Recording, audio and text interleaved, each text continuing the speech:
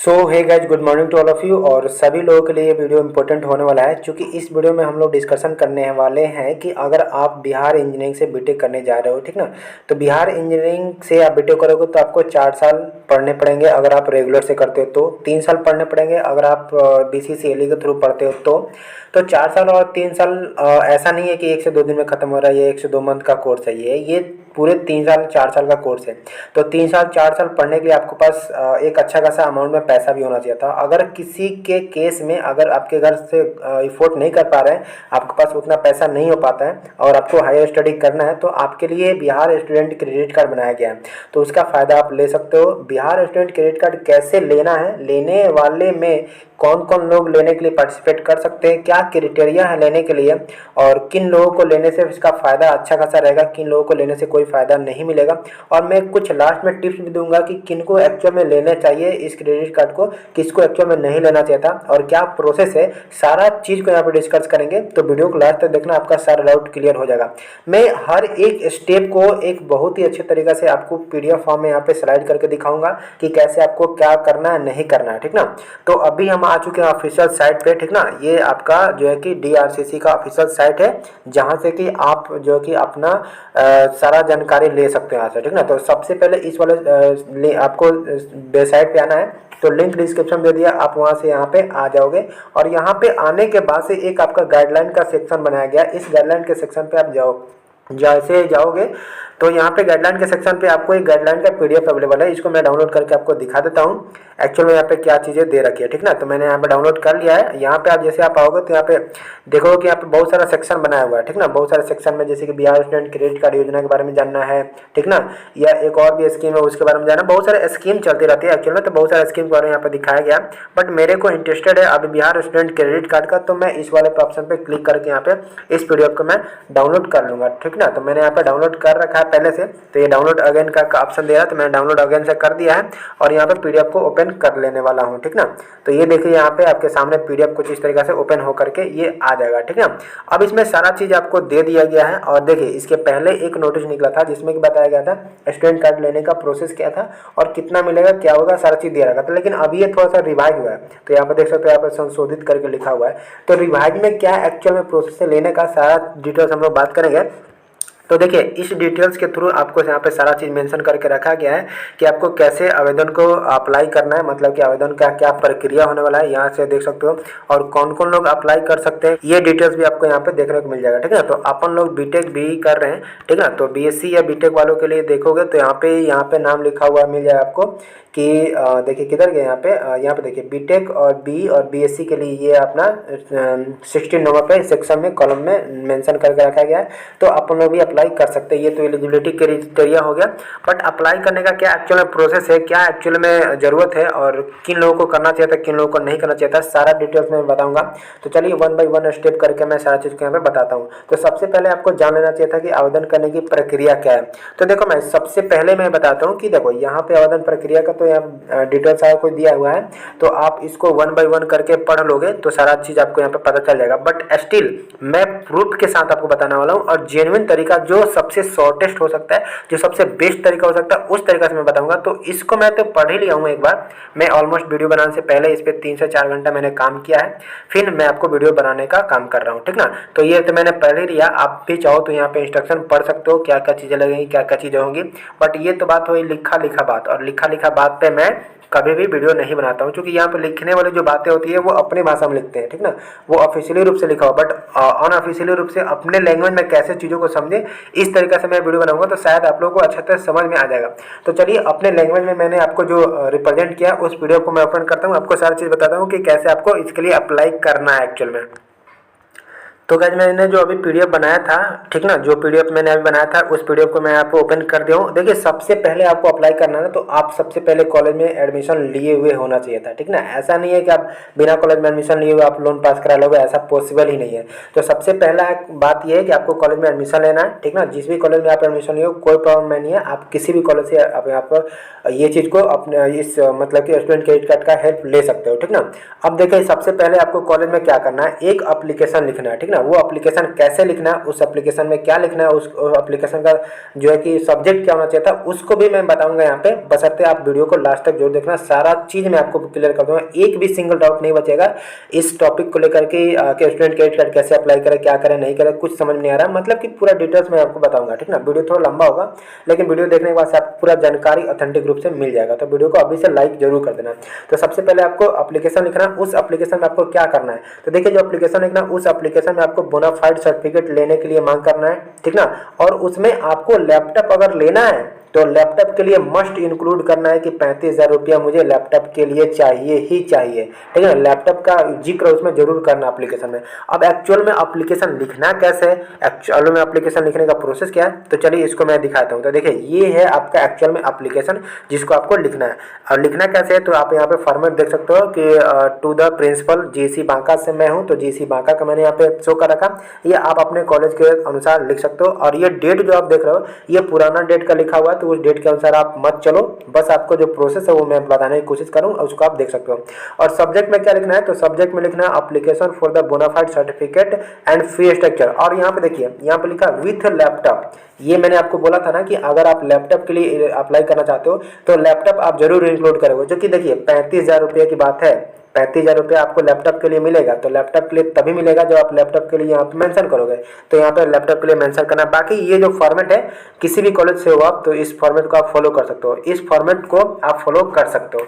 अब देखिए ये एप्लीकेशन लिख करके आपको क्या करना है, अपने एचओडी के पास चले जाना है। अगर आपका जो भी ब्रांच है उस रिस्पेक्टिव एचओडी के पास जाना है और वहाँ से इस मतलब एप्लीकेशन को वेरीफाई करा लेना है। जैसे कि यहाँ पे देख सकते हो, यहाँ पे हम लोग का अमित दीपांकर सर हैं, तो उनके थ्रू ये चीज़ आपका वेरीफाई किया हुआ है। इतना करने के बाद से अब आपको वापस से आपने को आ जाना है इस फॉर्मेट में। मैं आपको बताता हूँ कि अब इसका आगे करना है, करना क्या। अब देखिए ये चीज़ जो आपने डिमांड किया है, तो इसमें आपका क्या मिल गया है, बोनाफाइड सर्टिफिकेट मिलेगा, ठीक ना, और आपका जो एप्लीकेशन है वो आपका फी स्ट्रक्चर मिलेगा। तो दो चीज़ आपको मिलेगा। उन दोनों चीज़ को लेकर के आपको होम डिस्ट्रिक्ट चले जाना है। होम डिस्ट्रिक्ट में सभी डिस्ट्रिक्ट का एक DRCC ऑफिस होता है, वहाँ पे जाना है एक्चुअली में। वहाँ पे जाकर के क्या करना है उसको मैं बताऊँगा, बट उसके पहले मैं आपको दिखाना चाहता हूँ कि जो आप बोनाफाइड बनाओगे यहाँ पे, ठीक ना, और जो फी स्ट्रक्चर बनाओगे कॉलेज से, वो कैसा दिखेगा, कैसा आपको मिलेगा। और जो एप्लीकेशन आपने लिखा था उस एप्लीकेशन में ये दो चीज़ को बनवाने की मांग आपको करनी है। अब वो दो चीज़ क्या है इसको मैं आपको एक बार शो कर देना चाहता हूँ। तो देखिए ये है बोनाफाइड। एक्चुअल में आपका बोनाफाइड किस तरीके से होता है यहाँ पे आप देख सकते हो। ये जीसी बांका का है, तो आप जीसी बांका का नाम ही यहाँ पे मेंशन किया हुआ देख पाओगे। ये आपका कॉलेज का होगा तो अपना अदर कॉलेज होगा तो आपका अदर कॉलेज का होगा। ये आपका बोनाफाइड सर्टिफिकेट हुआ। अब फी स्ट्रक्चर की बात करते हैं, तो फी स्ट्रक्चर देखिए बोनाफाइड फी स्ट्रक्चर ही है। और फी स्ट्रक्चर में आपको बेसिकली ध्यान रखना ये है कि जब भी आप फी स्ट्रक्चर बनवाओगे तो आपको लैपटॉप लेना, तो उसमें इंक्लूड करवाना पड़ेगा कि मेरे को लैपटॉप चाहिए, मेरे को लैपटॉप लेना है। लैपटॉप के लिए भी फी स्ट्रक्चर में मेंशन होना चाहिए था। तो ये सारा चीज़ आपको दिया रहेगा और ये कॉलेज से बना करके आपको मिलेगा, ठीक ना। तो कॉलेज से जब भी बना के मिलेगा तो एक बार बनवाने से पहले आप जान लेना कि एक्चुअल में क्या क्या चीज़ें उसमें इंक्लूड हो रही है, क्योंकि जब वो एक बार बन जाएगा तो फिर उसमें आप कहोगे कि मेरे को ये चीज़ इन्वॉल्व नहीं है, वो चीज़ इन्वॉल्व नहीं है, तो ये बाद में दिक्कत ना हो, इसलिए पहले ही बनवाने से पहले आप सारी चीज़ क्लियर करना। तो देखिए जो फी स्ट्रक्चर ये कॉलेज से इनको जो बना करके मिला है, ये एक्चुअल में जो इनको मिला है बना करके, ये देख सकते हो यहाँ पे कि 2,17,300 रुपये का बिन मिलाकर, मतलब कुल मिलाकर के इनका अमाउंट के लिए बोनाफाइड आपका बना हुआ है, ठीक ना।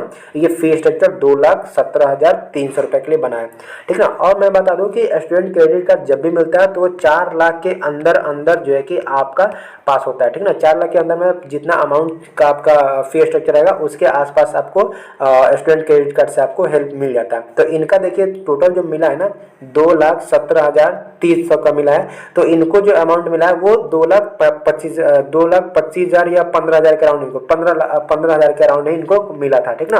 तो अभी इनका मिल ही रहा है एक्चुअल में, तो ये इनका जो मिलेगा अमाउंट वो 2,15,000 के अमाउंट ही मिलेगा। अगर इसको आप बढ़वाना चाहते हो तो ये कॉलेज से आप बात करके बढ़वा सकते हो इसको, ठीक ना। लेकिन कब बनवाना है, जब आप बोनाफाइड बनवाओगे तब भी आपको इस चीज़ का ध्यान रखना पड़ेगा। नहीं तो बनने के बाद से आप देखोगे कि यहाँ पे 2 लाख का ही बना है तो आपको 2 लाख का ही फायदा मिलेगा। हाँ ये बात सही है कि 2 लाख का फायदा हुआ तो 2 लाख ही आपको बाद में रिटर्न करना होगा, उससे ज़्यादा नहीं करना होगा, ठीक ना। तो ये बात हो गई कि बोनाफाइड बनवाना है आपको, ठीक ना। बोनाफाइड बनवाओगे, फी स्ट्रक्चर बनवाओगे, ये दो चीज़ आप बनवा लोगे। इतना करने के बाद से आपके पास क्या आ चुका है, बोनाफाइड आ चुका है, फी स्ट्रक्चर आ चुका है, दोनों चीज़ आ चुका है। अब इतना करके आपको वापस से चले जाना है कहाँ पे, अपने होम डिस्ट्रिक्ट के DRCC ऑफिस में, ठीक ना। अब वहाँ पे जाओगे तो वहाँ पे बहुत सारे काउंटर बनाए रहते हैं, एक्चुअली में देखोगे तो बहुत सारा काउंटर बनाया रहता है। तो प्रत्येक काउंटर पे क्या क्या काम होंगे उसका अलग अलग सिस्टम होता है। तो वहाँ पे आपको सबसे पहले एक टोकन लेना पड़ेगा, तो टोकन आप लोगे, ठीक है। टोकन लेने के बाद से एक्चुअल में क्या करना है, टोकन पे सारा इंस्ट्रक्शन दिया रहता है कि किस काउंटर पे कौन सी कामें होंगी, तो कौन से काउंटर पे कौन सी काम होगी इसका मेंशन आपको टोकन में रहेगा। तो टोकन में आप अच्छा से इंस्ट्रक्शन पढ़ना, मतलब कि इंस्ट्रक्शन पढ़ना, और इंस्ट्रक्शन पढ़ने के बाद से visit counter as per instruction, जो भी आपको टोकन में मेंशन किया है, जो भी इंस्ट्रक्शन दिया है उसके अनुसार आपको प्रत्येक काउंटर पे आपको विजिट करना है। और वहाँ विजिट करने पे कहीं पे रजिस्ट्रेशन होगा, कहीं पे डॉक्यूमेंट वेरीफाई होगा, कहीं पे बायोमेट्रिक होगा, ऐसे करके मतलब कि काउंटर बनाया रहता है, ठीक ना। तो उस काउंटर पे आपको क्या होगा, सारा काम होगा। तो देखिए सबसे पहले वाले काउंटर पे जाओगे तो सबसे पहले आपका रजिस्ट्रेशन होगा, और रजिस्ट्रेशन जब भी होगा तो आपको ईमेल आईडी लगेगा और आपको मोबाइल नंबर लगेगा, ठीक ना। तो ईमेल आईडी, मोबाइल नंबर और आधार नंबर और पैन कार्ड, 4 चीज़ें यहाँ पे लगेंगी। चारों चीज़ों को आप अच्छा तरीका से अपने पास रख लेना, ठीक ना।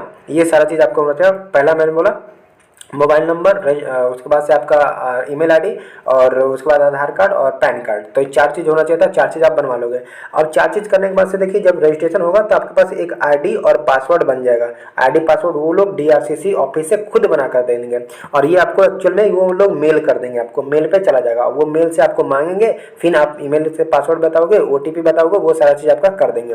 सारा चीज़ करने के बाद से आपसे डॉक्यूमेंट लिया जाएगा। डॉक्यूमेंट लेने के बाद साथ साथ आपका वहाँ पे बायोमेट्रिक वेरीफाई भी किया जाएगा। तो एक्चुअल में डॉक्यूमेंट कौन कौन से लेंगे, तो मैंने आपको 4 चीज़ तो पहले ही बताया। अभी उसके साथ साथ आपको ओरिजिनल मार्कशीट लगेगा, एडमिट कार्ड लगेगा, पासपोर्ट मतलब आपका पासबुक लगेगा। अब पासबुक में 2 पासबुक लगेगा। पहला पासबुक आपका लगेगा आपके गार्जियन का, ठीक ना, आपके पेरेंट्स होंगे उनका लगेगा। साथ ही साथ दूसरा पासबुक आपका खुद रहेगा। तो आपका भी पासबुक चाहिए और आपके पेरेंट्स को भी पासबुक चाहिए। तो पासबुक यहाँ पे जो लगेगा वो आपको लगेगा गार्जियन प्लस स्टूडेंट दोनों का लगेगा, ठीक ना। ये 2 चीज़ आपको चाहिए। इसके बाद से मैं आपको बता दूं कि आगे क्या करना रहेगा। तो इसके बाद से आपको सिंपल कुछ नहीं करना रहेगा। अब इसके बाद से जो डॉक्यूमेंट आपका और भी बच गया, जैसे कास्ट सर्टिफिकेट बच गया, रेसिडेंशियल हो गया, इनकम हो गया, इसके सिवाय और भी जो डॉक्यूमेंट हो गए, जैसे आपका मार्कशीट होगा, 10th का, 12th का, डिप्लोमा का सर्टिफिकेट होगा, एडमिट कार्ड होगा, जो भी डॉक्यूमेंट है आपके पास अवेलेबल, सारे डॉक्यूमेंट वहाँ पर लगेंगे। सारे डॉक्यूमेंट को आपको लेके जाना है, ठीक ना। इतना करने के बाद से ये सारा चीज़ जैसे हो जाएगा, बायोमेट्रिक वगैरह करके डन हो जाएगा, ठीक ना। मतलब ये अपने होम डिस्ट्रिक्ट में कराना होता है एक्चुअल में। तो होम डिस्ट्रिक्ट में सारा चीज़ जैसे काम हो जाएगा। इसके बाद से आपको DRCC ऑफिस से एक आपको रिसिप्ट मिलेगा। वो रिसिप्ट आपका PDF फॉर्म में भी हो सकता है, आपको मिल जाएगा, और आपको हार्ड कॉपी भी वो दे देंगे, ठीक ना। तो PDF फॉर्म में आपको मिल जाएगा और रिसिप्ट आपको हाथ में मिल जाएगा। तो ये DRCC से आपको ये डॉक्यूमेंट मिल जाएगा, ठीक ना। इतना करने के बाद से आपको कुछ नहीं करना। और ये जो रिसिप्ट मिलेगा वो रिसिप्ट कैसा रहेगा एक्चुअल में, उस रिसिप्ट में क्या रहेंगे, इस रिसिप्ट को मैं आपको एक बार दिखाना चाहूँगा। देख सकते हो यहाँ पे कि मैं ये रिसिप्ट भी दिखा देता हूँ कि ये रिसिप्ट आपको कैसा एक्चुअल में दिखेगा। तो सारा चीज़ का मैं प्रूफ भी दिखा रहा हूँ। तो वीडियो काफ़ी ज़्यादा मतलब इंटरेस्टिंग लग रहा होगा आप लोगों को। तो एक बार लाइक, शेयर एंड सब्सक्राइब जरूर कर लेना, मेरे चैनल में पहली बार विजिट कर रहे हो तो देखिए ये प्राप्ति रसीद है जो कि मैं बता रहा हूँ, रिसिप्ट मिलेगा। ये रिसिप्ट एक्चुअल में यही रिसिप्ट है, ठीक ना। एक छोटा सा पर्ची रहेगा इतना बड़ा, उस रिसिप्ट को आपको दिया जाएगा। वहाँ पर डेट भी मेंशन रहेगा, वहाँ पर मोर सिग्नेचर भी रहेगा, सारा चीज़ वहाँ पर मेंशन करके आपको दे दिया जाएगा। अब इतना देने के बाद से आपको क्या करना है, नेक्स्ट स्टेप आपको क्या करना है, तो इसके लिए सिंपल मैं चलता हूँ ऊपर और मैं आपको बताता हूँ कि इसके बाद आगे क्या करना है।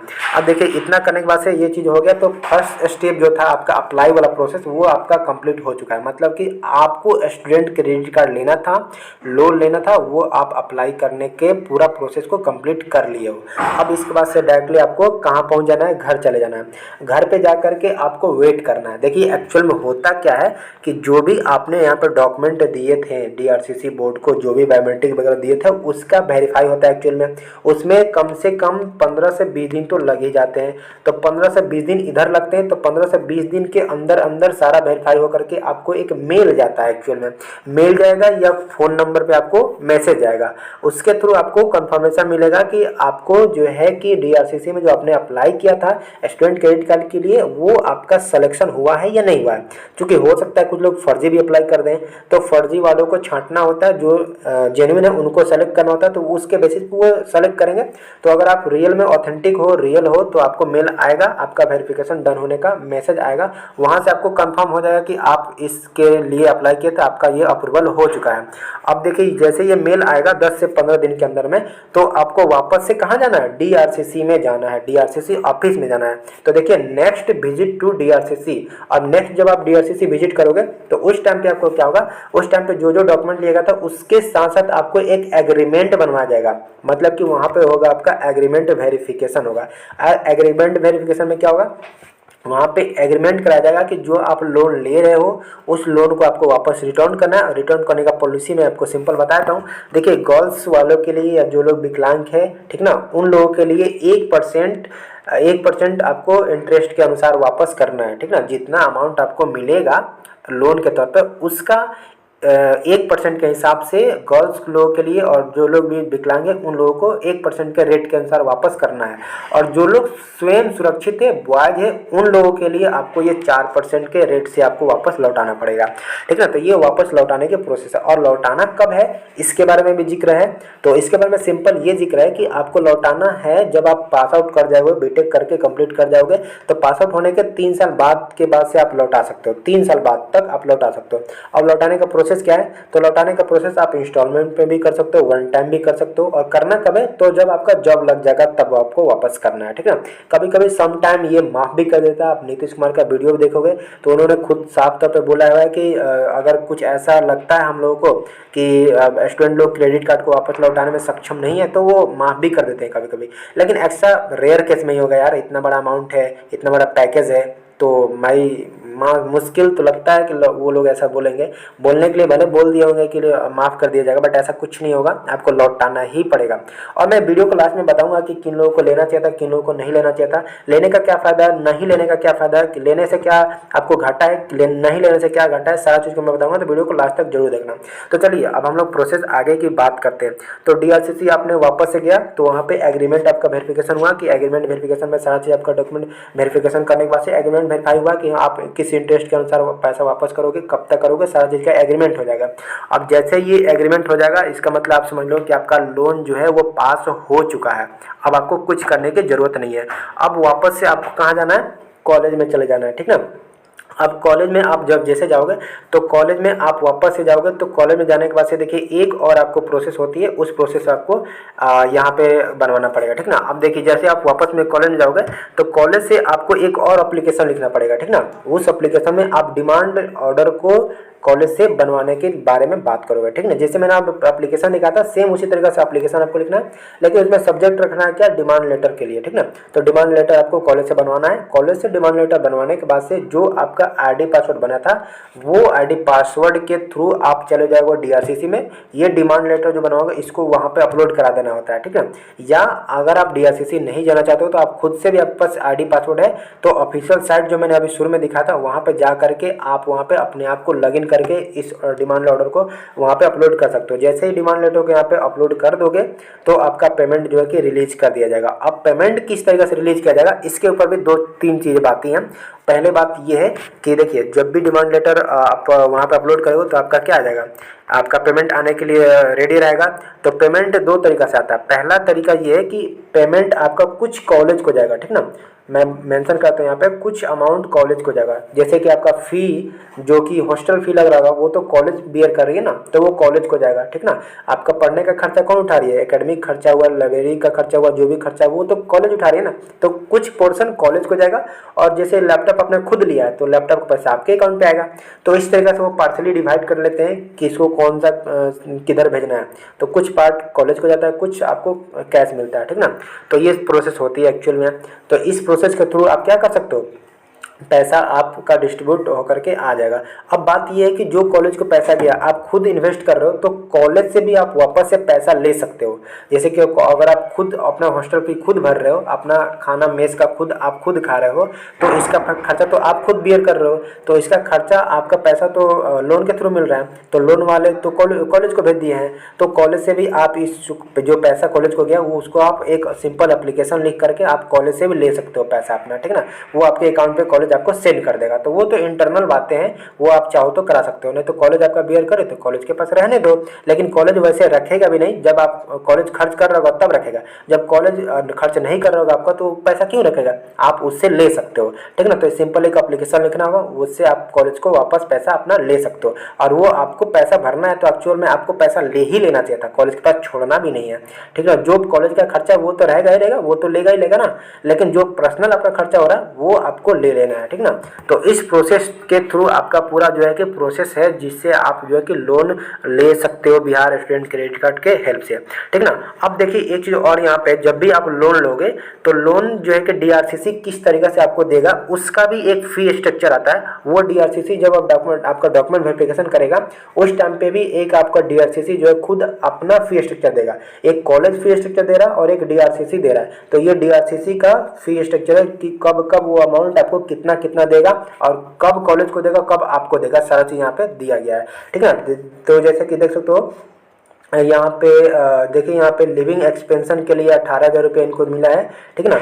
और लैपटॉप चार्ज के लिए इनको 35,000 रुपये मिला है, ठीक ना। तो ये सारा चीज़ यहाँ पे दिया रहेगा। आप डीआरसीसी के जो भी वहाँ पे डॉक्यूमेंट वेरिफिकेशन कराओगे तो उस टाइम पे आपको ये जो है कि पूरा डिटेल्स आपको मिल जाएगा। तो उस डिटेल के थ्रू भी आप देख सकते हो, जिसको बोलते हैं हम letter for the sanction education loan, ठीक ना। तो इसके थ्रू भी आप इस चीज़ को देख सकते हो। तो ये पूरा कंप्लीट प्रोसेस था जिसके थ्रू आपको क्या लोन जो है कि आपको मिलता है और इसके थ्रू जो आपको लोन प्राप्ति होती है और कैसे वापस लौटाना है, सारा चीज़ मैंने यहाँ पे मेंशन करके बता दिया है। सारा प्रोसेस मैंने यहाँ पे कंप्लीट कराया है। तो आई होप कि आपको सारा चीज़ को यहाँ पे मैंने जो भी समझाने की कोशिश किया वो आप समझ चुके होंगे। अब आपको कोई सा भी डाउट नहीं रहा होगा कि लोन कैसे लेना है, कहाँ अप्लाई करना है, क्या करना है, नहीं करना, सारा चीज़ आपको पता चल गया। और मैं चीज़ और लास्ट में बताना चाहूँगा कि देखिए ये सारा प्रोसेस करते करते ना आपको ऑलमोस्ट जो है कि मैं बता देना चाहता हूँ कि 1 से 1.5 मंथ लगेगा, 1.5 मतलब मंथ आपको लग जाएगा। ये सारा प्रोसेस करने में 1 से 1.5 मंथ आपको लग जाएगा। तो 1 से 1.5 मंथ तक आपका पूरा प्रोसेस चलता है। तो 1 से 1.5 मंथ आपको पेशेंस बना कर रखना पड़ेगा। तो ये तो बात हो गई कि लोन कैसे लेना है, कैसे क्या करना नहीं करना। अब मैं लास्ट में आपको बोला था कि मैं बताऊंगा कि लोन किन लोगों को लेना चाहिए था, किन लोगों को नहीं लेना चाहिए था। तो चलिए उसके ऊपर हम लोग थोड़ा बहुत डिस्कशन कर लेते हैं एक्चुअली में। तो मैं सबसे पहले आपको बता देना चाहता हूँ कि लोन किन लोगों को लेना चाहिए एक्चुअल में। तो देखिए सबसे पहली बात है कि आप अपने घर की फाइनेंशियली स्थिति को देखिए।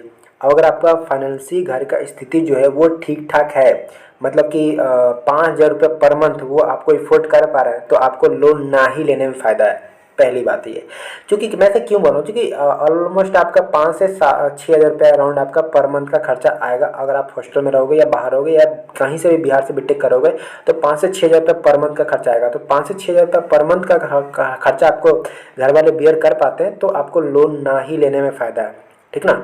अगर आपको लगता है कि मेरे को लैपटॉप लेना है, ठीक ना, लैपटॉप लेना, तो आप थोड़ा सा कोऑपरेटिव बनो, 2-4 हज़ार रुपये पर मंथ रुपये सेव करो कैसे भी करके। तो 3-4-5 मंथ में मतलब 6 मंथ के अराउंड आपका पैसा 35,000 रुपये हो जाएगा, 40-50,000 रुपये हो जाएगा। तो उससे आप लैपटॉप वगैरह ले सकते हो। तो लैपटॉप का भी आपका धीरे धीरे निकाल लोगे पैसा, तो 6 मंथ बाद आप लैपटॉप ले सकते हो, कोई दिक्कत नहीं है। और ना लोन लेना है तो, लेकिन अगर आपको लोन लेना है तो फिर तो कोई दिक्कत ही नहीं है ना। अब बात करते हैं कि लोन लेने से फ़ायदे क्या होंगे, घाटे क्या होंगे, ठीक ना। तो देखिए मैं सबसे पहले आपको क्लियर करना चाहता हूँ। देखिए लोन लेने से सबसे बड़ा फ़ायदा ये कि आपको एक इंस्टेंट अमाउंट मिलता है, जिस अमाउंट को यूज करके आप पहली बात तो लैपटॉप ले सकते हो अच्छे स्टडी के लिए। दूसरी बात है कि आपको गेट एसी भी करना है तो उसके लिए भी एक अच्छे एकेडमी का सब्सक्रिप्शन ले सकते हो। तीसरी बात यह है कि आप जैसे अच्छा खासा अमाउंट में आपके पास पैसा आएगा तो घर में भी कुछ काम होते हैं, ठीक ना। घर का भी स्थिति कभी कोई ठीक नहीं होता तो घर को भी आप फाइनेंशियली एक हेल्प दे सकते हो। तो ये 3-4 बातें जिससे कि जो आपका फ़ायदा दे सकते हैं इस क्रेडिट कार्ड का।